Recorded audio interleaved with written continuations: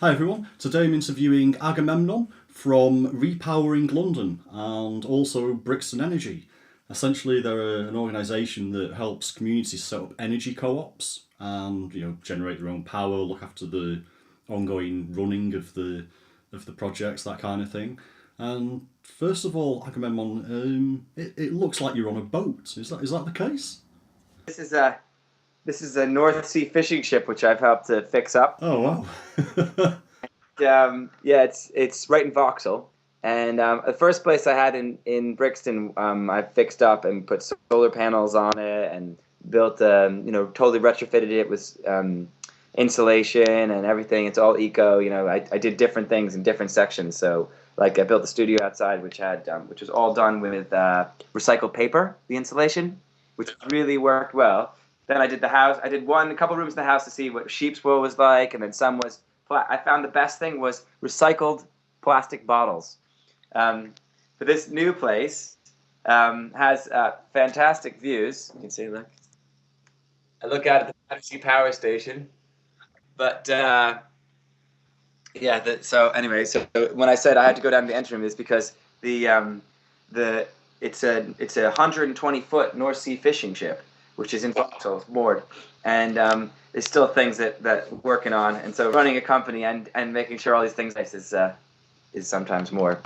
Um, it's much more exciting and also fantastic learning experience because we have all of the system on we can do recycling the water and looking at how we do dry toilets as well, and then the energy systems on the boat. But that's that. I had to take a break to deal with that for a second. Yep, no problem. So, where's the best place to start? I guess from what I understand on the website, you've got like a parent group which is Repowering London that you're in charge of, and then the Brixton Energy is one of the sort of like the divisions of that or something. Yeah, so you have an umbrella cooperative, and it manages the process of the sort of greater landscape of renewable energy and looks at the financial, the technical, the legal, the structural planning aspects for nationally, and keeps an eye on that, and then sort of manages a three-step process. The engagement, consultation, and delivery of a renewable energy project, and facilitates the sort of seven stages of a seven sort of parts of a community energy project. And in that, what you end up seeing is a model to deliver community-owned renewable energy. The each individual cooperative that we help set up. So Brixton Energy is not actually a cooperative. Brixton Energy Solar 1 is a cooperative. Brixton Energy Solar 2 is a cooperative. Brixton Energy Solar 3. Like, for instance, Hackney Energy. Under Hackney Energy, we help get a bunch of people together. Then we have Bannister House Cooperative. Right. So each sort of installation project has its own cooperative. Yeah. So, and then one of the directors from that cooperative, right, has the right to sit on the board of directors for Repowering. So it's basically an umbrella cooperative that maintains the sort of inclusive structure, and we're really just focusing on London. So and what we've really found is that you have to consult with the community, then engage with them, and then and that's how you get the empowerment. And those and there's really these seven areas of responsibility of the technical, administrative, reporting, community fund, the communications, and all those relationships. Carrying through those three stages, you need to have support. You need to have end-to-end project support. So co-production. So repowering helps community groups and councils and trusts work in partnership together to co-produce cooperatively owned renewable energy projects. So you talk about like individual projects. You could say like, oh, we have 8 young people from the Bannister House Estate in Hackney working included in a 20-week internship, which looks at the finance, the IT, the technical, the legal, and the structural of a renewable energy project. For 15 weeks they do classes. Then for 5 weeks they do on the ground training of draft proofing and going into homes and doing alongside professional installers. And then they do a paid work experience on the roof installing the project. They are included in that aspect. We have 8 local residents from the estate who are included in the management structure of it and learn about the process and get so engaged that they step up as a director and feel so empowered that they then start up other projects. So it's about including them in the development and the running of the process, knowing that they have the support of the umbrella cooperative, and knowing that it's not some third-party private entity who's going to, help you set up, but then don't go ongoing support. So essentially, each community then is in charge almost of its own energy generation project. Yes. Is it the sort of umbrella company, Repowering London, that defines which projects get the go-ahead? Or do communities come to Repowering and say, we'd like a local energy project? How does it work? It's a bit of both ways. I mean, there are community groups that come together and work on an idea and then speak to us and say, we've got a project, we'd really like you to support us. There are councils who come to us and say, we've got a real desire to set up community-owned renewable energy projects in our borough. We specifically have these ones in mind.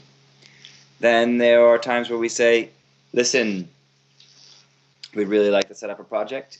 We've identified these sites, and we talk to the community group, or we talk to the council, and start it. So it's been in many different ways of development. But the projects in Brixton, we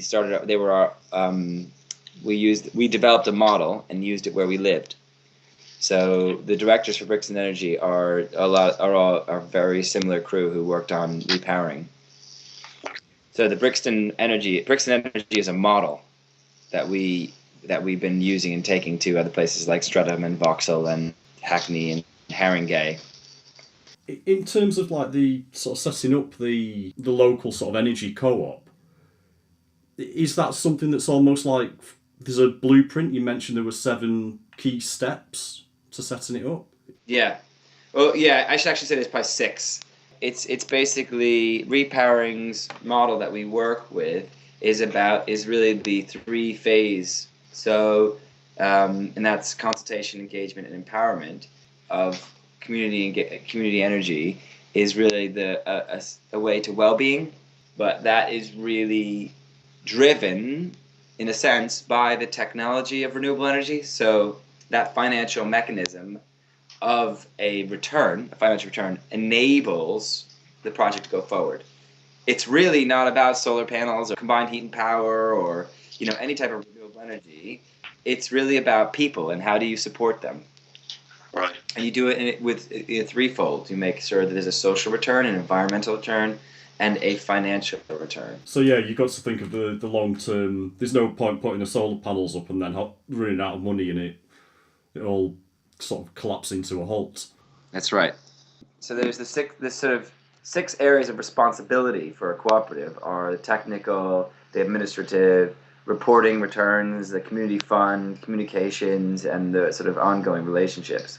And technically you're talking about meter readings, tracking payments, and check correct, make sure the checks that are going out to people, and the energy company, and provide calculations at the end. Once the cooperative's up and running, then you have administration and minutes and convening meetings and maintaining shareholder registers, have gone through, and bookkeeping, and I guess in that sense you get into like reporting, your annual accounts to the FCA, to the Financial Conduct Authority, the quarterly VAT returns, the enterprise investment seed enterprise investment, and then you've got to deal with the community fund, which is up and running. So you have to identify opportunities in the community of what people really want, and you have to have consultation, and then you have to allocate that fund and then account for it, make sure that it's doing what it needs, and then you have the communication with everyone, which is the newsletters and the website and shareholders, all this sort of external facing parts of a integrated community well-being project has to have this iteration on any type of development, whether it's community or financial, and you say, this is what's happening, this is what we're doing. There's this constant flow back and forth. And finally, you have to deal with the relationships, so the board of directors, the TMOs, the governors of the school, or the directors of the housing association, or then you're talking about like the shareholders. You've got to manage that relationship, and then your delivery partner, which in this case Repowering, or it could be someone else, you know. So, but the sort of phases of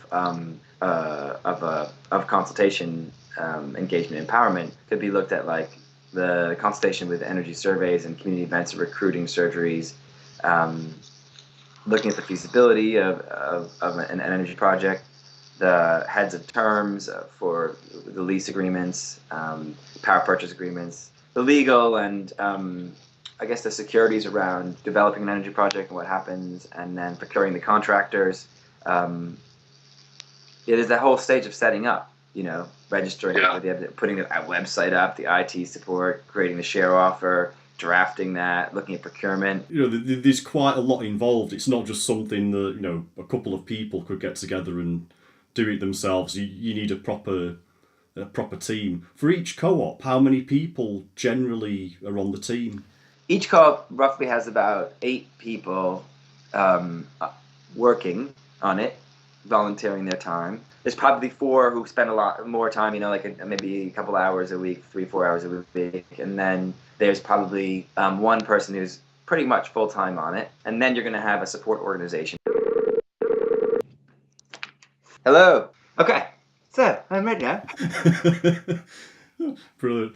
Right. So yeah, we were talking about the sort of like the team that's involved. You got like 1 full time, a few working a few hours a week, and then the rest, I guess, less than that, or yeah. So so each community-owned renewable energy project, it has a great deal of people involved in it. I mean, you could say up to 5,000 people are engaged. 60 people are directly sort of know about it on a regular basis, and there's probably 8 people who are right in the center of it. Now, of those 8 people, they'll be probably coming to the weekly meetings, but 4 of them will take on the bulk of the work. They'll actually have to be directors. They will need to give probably 4 hours a week each, and there'll be probably 1 person who spends a day or 2 a week on it. That is if they have an end-to-end project management support system from outside as well. So in the case of Hackney Energy, we have someone who's giving a couple of days a week, but then they have full-time project management from Repowering coming in and making sure that everything's going. So that's someone who's doing the back-end services for the the seed enterprise investment scheme, the tax, all the tax stuff. So the financial conduct authority, looking at the qualifying for data protection, all the different sort of technical sides of legal stuff and financials. But they also have someone we also have someone supporting them on all the procurement issues and like that. So it's a full-time engagement process.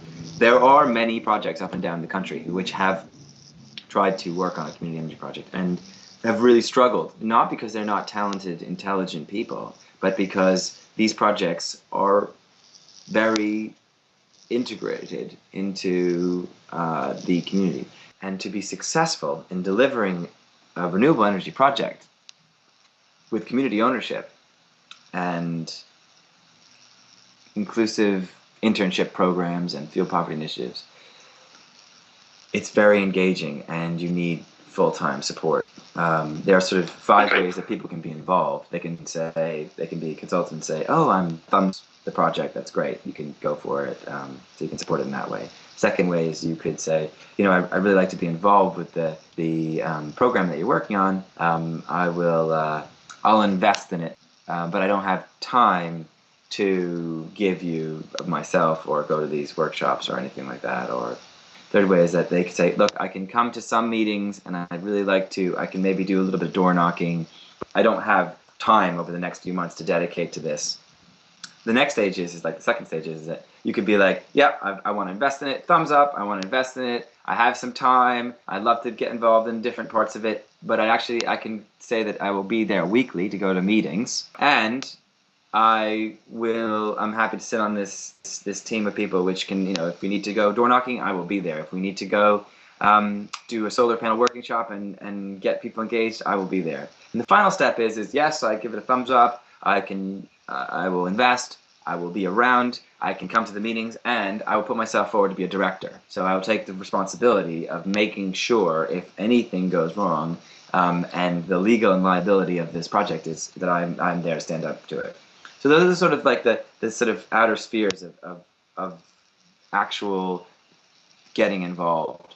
Now, that outer sphere of the can be up to 5,000 people. Yeah, it's great, thanks. We really love the idea. We live on this estate. We're not going to invest in it. We don't have time for it, but we think it's a good idea. And there's probably, up to 5,000 people, like the state that you're working on or the area that you're working in, people will know about it. But there won't be as many people like that get engaged and sit on the board of directors. Now, you could have effectively 5,000 directors if everybody wanted to be a part of it. It doesn't seem to happen that way. What ends up happening is that you have about those 5,000 people are engaged. 60 sort of go in and out with the processes that are involved and the workshops that are held, and they come and go. Then there's about 16, that's including the 8 that do the internships, and then the 8 that are sort of going to weekly meetings that are really quite full-on engaged. And there'll be one person who really takes a full load on it, and they actually allocate a full 8 to 16 hours a week just thinking about it and working on it, and they're sort of go-to person. And on top of that, you have the team of Repowering coming in and supporting them, which has a full-time project manager dealing with all the liaisons with the council and the development of the energy project. So yeah, it's full on, but when you have a developed integrated system like that, your financial, social, and environmental returns can be completed and carried out, which can not only do for one project, it can then go on delivering that with the financial mechanism of a renewable energy project. And do you think that we hear the government a lot at the moment is pushing things like fracking up here in the northwest, in like Salford and Manchester? Our local government's telling us that fracking is a clean, renewable energy. Would you agree with that?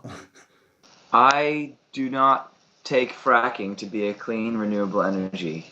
The whole process per well is 200 million gallons of high chemicals which are injected into the water, which would kill any child or animal or plant if it was fed directly to them. It impregnates the rock and then it presses out gas. I am not convinced that is a clean technology, because while gas is a low carbon technology, the method of extraction impacts the environment in a negative way. Water is building blocks to our existence, like air, and it forever debilitates underground aquifers, and it creates underground pressure systems which disrupt normal systems. I don't find it to be a clean integrated system. Gas is a low carbon technology, less so than carbon emissions than fossil fuels, but it has the process of fracking is very violent to its surroundings. So how does that compare to solar energy, for example? Today, we're generating about a megawatt of energy from 3 small solar projects, but that generation capacity is fueling community returns in London. Community returns, so that not only do local people who've invested in a project get a return, and it doesn't go to a multinational corporation, but the process, we've helped over 20 young people through a 20-week internship that they get supported and they're being integrated. They're getting a way into society through education, through skills, and support. There's also a great deal of people who've been able to be included in projects. I highlighted there was 8 people who potentially work on each energy cooperative. Those people are now as well being supported to set up other projects, maybe like in gardening, in housing. They feel empowered to do that. And I really feel like the community energy movement has an excellent example here, but there are so many up and down the country, and there's a lot to be positive about. Yeah, it's basically changing communities rather than feeling that they're just having everything outsourced to big huge corporates that are faceless. It's suddenly they're seeing their energy produced locally. They know the people that have put it in. They've got the ability to have a say in how it works.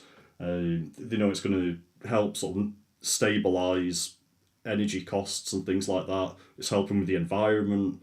All these different positive factors, and then on top of that, you've got, like you say, the internships that are teaching people new skills and all this kind of stuff. So when you think of most businesses, or certainly what most people think about businesses, is they don't really help the community. They're just there to extract profit from the community. Whereas this is like the opposite. It's actually helping the community in many different ways. Exactly, and that's a resilient, empowered community only comes from engaged and consulted. You can't have a resilient community unless you had a chance to feed into that. Even if your feed-in was, I support this, I understand it, I don't have time to do it, I'm working on things, I've got lots going on. But allowing people to be integrated into it all the way up to the bit which always people, the money bit, you have to have responsibility. We wouldn't be able to make a decision. No. An engaged process comes from consultation. So there's no resilience and well-being unless you have consultation and complete engagement of all of the systems of the company. And it can be done. And it is being done. And right. I'm very thankful to learn from the vast amount of knowledge which has come before, from transition, from the community social housing process, and all the way back to Rochdale. This cooperative system has been built in to the nation, and there's a great deal of learning that we have been able to extract and then develop and work with people to continue to develop. And have you got any other projects planned? Yeah, we're working in Hackney right now. We've got a great project, a 150 kilowatt solar project in Hackney. We have another couple hundred kilowatts of solar developed in here in Vauxhall. We've got a great project in Brockwell Park, which is down in Rosendale, which is a school and a church and a playing pitch.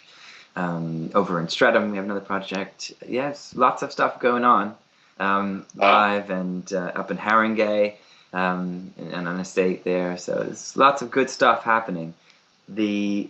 What's really been amazing is that local councils are now understanding how it works and saying, we get it. We really get it. Now we're going to try to get out of the way and get on board and develop it with you and partner up, which is really a massive movement, because the bureaucracy hinders.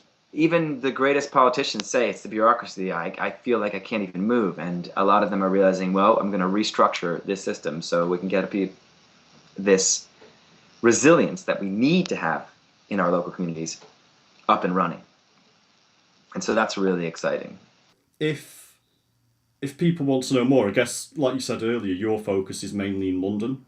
So if Londoners want to know more, I guess they could just go to your website and contact you there. To find out more about what we're doing, as well as to communicate with us, you can go to www.repowering.org.uk. If you want to email us, it's info@repowering.org.uk.